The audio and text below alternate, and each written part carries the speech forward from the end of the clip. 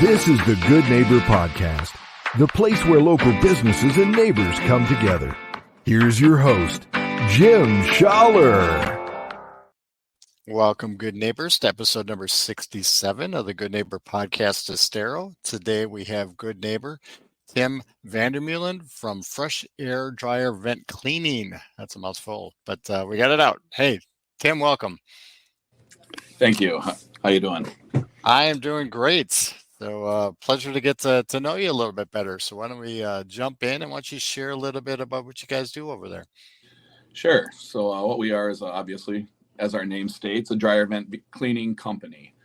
And that's the main thing we do is maintain dryer vents, keep them free and clear of any lint buildups, blockages, nests, you name it. Down in Florida, I've even pulled a fish out of one of these things. So really crazy, huh? You never know what you're going to find in there, and that's what we do. We maintain those at a high volume. There we go, and it's important to keep those clean and free because otherwise you got some issues coming back, right? That's correct. There's a lot of issues involved with those vents that people don't realize. So why don't we back up a little bit? How did you get involved in this industry? Well, about 15 years ago or so, good friend of mine that I grew up with was getting into the air duct industry. He was just working for a contractor and cleaning out HVAC systems. And as a bonus to that service, they would provide dryer vent cleaning, like an add-on bonus. Yep. So like to the air duct companies, that really wasn't their main focus of concern. And my partner there, he kind of came up with the idea of, well, I think we should just focus on dryer vents. It's way more important than the HVAC system being clean, because your HVAC filter pretty much keeps your air clean. So he just came to the conclusion, like, that's the most important part of that service is the dryer vent, because it's a huge fire hazard. I mean, it's one of the top 5 house reasons that houses are burning down, and not to mention like the efficiency that is created by having a clean dryer vent as well. So we just kind of went into it from that and just got rolling and just kind of became a niche industry for us. So I guess one thing I want to ask is, we've all been through starting a business is not easy. Jumping into a new industry is not easy. Were there any hardships or challenges you faced in developing this that you can look back now and go, hey, you know what, I'm in a better place because of it? Jim, I'm sorry. I think I just cut out a little bit. Nope. You're all right. All right. I'll ask that again. So, okay. We've all faced some type of hardship or challenges along our journey. Is there something that maybe you can look back at now and kind of say, you know what, I'm in a better place because of it? Yeah, definitely. Definitely had a lot of those. I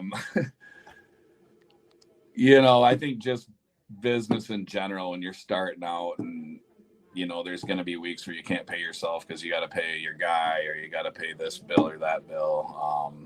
Just struggling to get by at those points. And I think that's the breaking point for a lot of people is either they don't have the reserves to stick it out, or they just don't have the positive outlook like, hey, it's going to get better. And I think that's what we always had, is like we could visualize what was happening and the interest in people. And I think that was the main thing, just starting out kind of struggling. I have a family of 5, so it's like, well, if this doesn't work, I've got to make something happen right away. So, and you challenge yourself and you push through, because it's not a common industry to get into, but with your history, it kind of made sense. There is a need out there for it, and right. And I think that was the big thing too. A lot of hoops with that go as far as like getting licensed, insured, getting the right insurance to work at like high volume condo communities and apartment complexes, and being able to service large volume property management companies. Just figuring all that stuff out, on the go, workman's comp, all this stuff. Because, there's a lot of companies out there that don't have all the proper insurance and certifications to be doing this stuff, but that's a whole other story. Absolutely. Yeah. It's one thing to be able to do the work. It's another thing to do it properly and, and know what you're doing in the background. So Correct. are there any, I would say, myths or maybe misconceptions that we can address regarding, driveway cleaning that we can clean up for our visitor or our listeners? Sure. The number one misconception we get, I would have to say, is, well, I don't need to clean my dryer vent because I clean my lint screen every day or every time I do laundry. And the fact of the matter on that is probably 80% of the dryer vent lint goes past that thing. And you can just, you can tell every time you do a load. If you look inside these vents, they're just completely caked with dryer vent lint. So if that screen was blocking even 50% of that lint, you wouldn't be seeing that. So, Well, and that affects the efficiency and how well it can dry, and not to mention, like you said, the fire hazard as well too. correct. I mean, don't get me wrong. Always clean your dryer vent screens after every load, but it's not going to catch it all. So Right. you still need Yeah. to clean the vent out. Yeah, it's amazing. If you're anybody that's ever had to take that tube off for a second, you realize how much is back there. You're And that's right, just what yep. you can see. That's not in the rest of the tube that goes to the out. Exactly. And I think that's another misconception too, Jim, is that a lot of people don't even realize, where their dryer vent exits out of their home. And some of these vents are 30, 40 feet long. And that's just a very long travel for lint to go. So it just continues to build up along the line. Absolutely, absolutely. So I know being a business owner is a little demanding. You probably don't have a lot of free time, but what do you enjoy doing in your free time? Well, like I stated earlier, I'm a family man. I've got 3 sons, so my free time is pretty much filled up with them. They're all athletes, and they all enjoy hunting and fishing and in the outdoors and stuff. So, any chance we get, we're out there doing something outside or at one of the sporting meets, and that's about it. That's it. That's a lot. That'll keep you full. Yeah. So Southwest Florida. Have you always lived down here? No, I've lived in Michigan for a long time. I kind of bounce back and forth between the 2 places because we have an office in Michigan as well, 3 offices in Florida, and a few in Ohio as well. Okay. All right. So what brought you down here? The weather. Right? Who doesn't? Who doesn't love the weather down here? Even though for our standards it's been a little cold this winter, but Right. No, honestly, just business expansion, really. Florida looked Right. like a good market for us to expand into, and that's why I came down there. So, Very nice. Very nice. What is one thing you wish our listeners knew about you guys that maybe they don't know? probably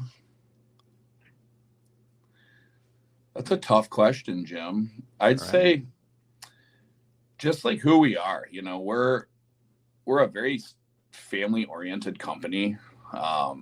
We are a high volume company. We do a lot of dryer events, but we take our time with each customer on a personal basis. And I mean, I think it shows with our Google reviews. We've got 5 stars, hundreds of reviews on all of our locations, and they all say the same thing. Like, our techs are very polite. They take the time to make sure everything's going okay, and like have conversations with people, treat them like human beings, not just customers.